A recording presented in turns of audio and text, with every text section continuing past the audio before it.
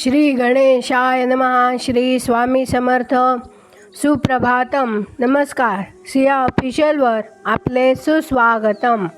योगेशं सच्चिदानंदं वासुदेवं व्रजप्रियं धर्मसंस्थापकं वीरं कृष्णं वंदे जगद्गुरुं. आज आपण महाभारतातल्या पहिल्या खंडातल्या आदिपर्वातले शांतनोपाख्यान पर्व पुढे वाचायला सुरुवात करूया. या पर्वात कर्णाचा जन्म ही कथा आता आपण पुढे वाचूया. वैशंपायन म्हणाले, यदुकुळात शूर नावाचा श्रेष्ठ राजा होता. तो वसुदेवाचा पिता होता. जगामध्ये सौंदर्याच्या बाबतीत जिला तोड नव्हती अशी त्या शूराला पृथा नावाची कन्या होती. शूराचा आतेभाऊ निपुत्रिक होता.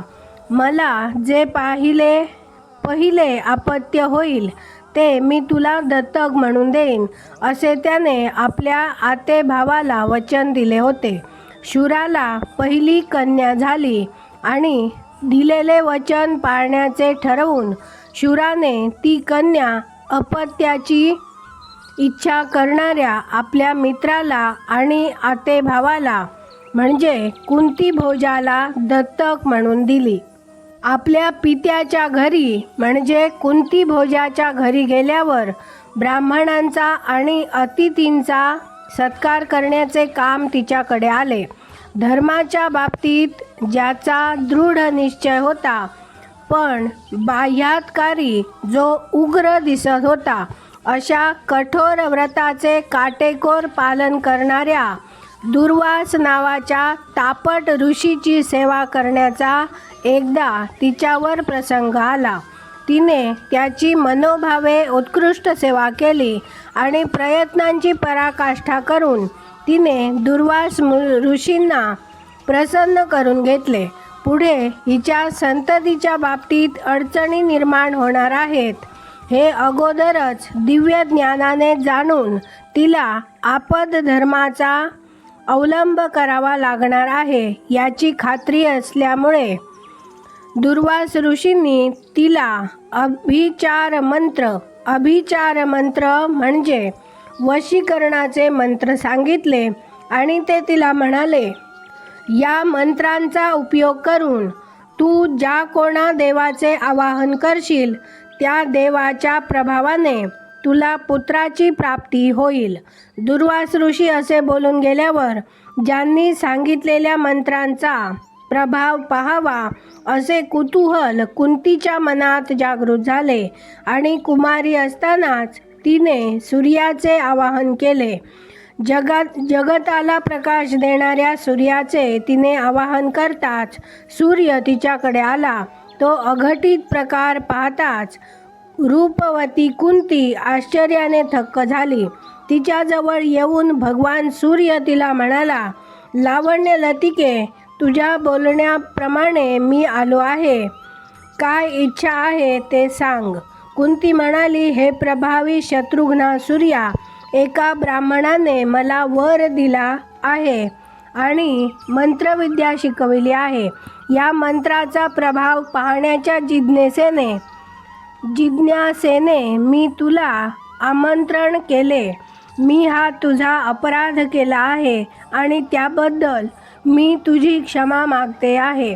स्त्रियांनी केलेला अपराध कितीही मोठा असला तरी त्यांना नित्य अभय द्यावयाचे असते. सूर्य म्हणाला, दुर्वास ऋषीने तुला वरासह मंत्रविद्या दिली हा वृत्तांत मला माहीत आहे. कसलेही भय बाळगू नकोस आणि माझ्याशी समागम कर. माझे दर्शन कधीही वाया जात नसते आणि हे शुभांगी, तू तर मला आपण होऊन आमंत्रण केले आहेस. हे तुझे आमंत्रण जर निरर्थक ठरेल तर मात्र तुला निश्चित दोष लागेल हे लक्षात ठेव. वैशंपायन म्हणाले, अशा प्रकारे सूर्याने कुंतीबरोबर लाडीगोडीचे पुष्कळ बोलणे केले.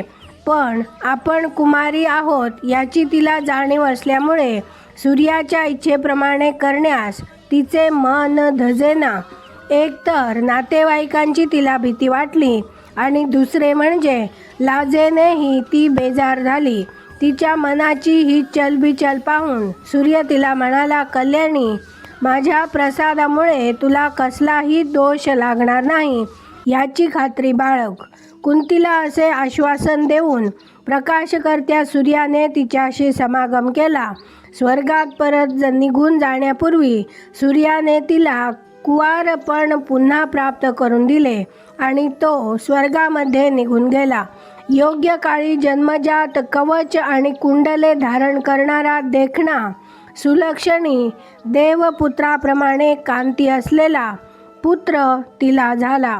हा पुत्र त्रिभुवनात कर्ण या नावाने विख्यात झाला. तो शूर होता आणि सर्व पराक्रमी पुरुषांमध्ये श्रेष्ठ होता. पुत्र जन्माला आल्याबरोबर कुंती खिन्न झाली आणि काय केले असता योग्य ठरेल याचा ती एकाग्र मनाने विचार करू लागली.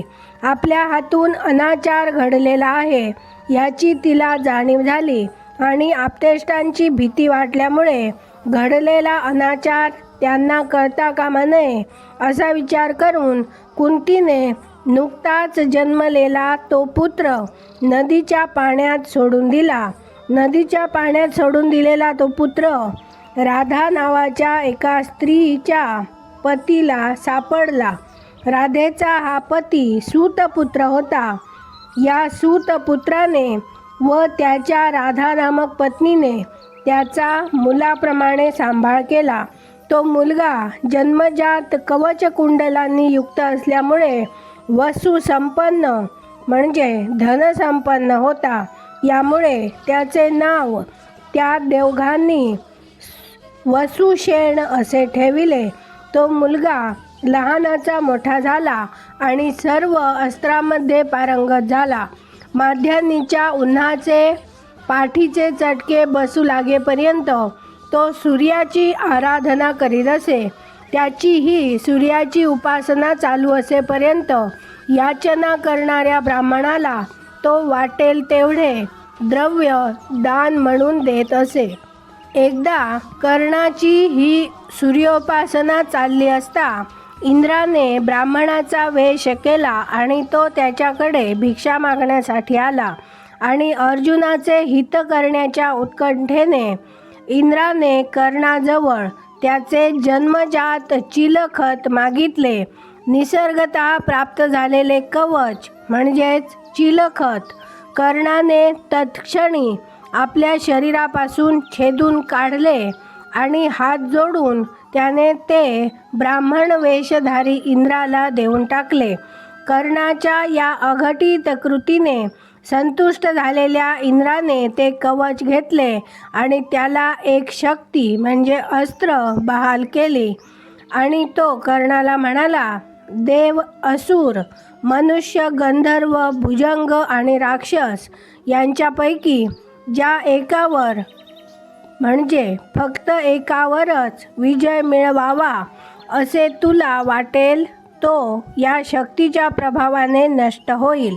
हा वेळपर्यंत जगात वसुशेण या नावाने प्रसिद्ध असलेला हा राधासूत कवच छेदून काढण्याच्या अघटित कर्मामुळे वैकर्तन म्हणजे सूर्यपुत्र कवच कर्तन करणारा कर्ण या नावाने प्रसिद्धीला आला.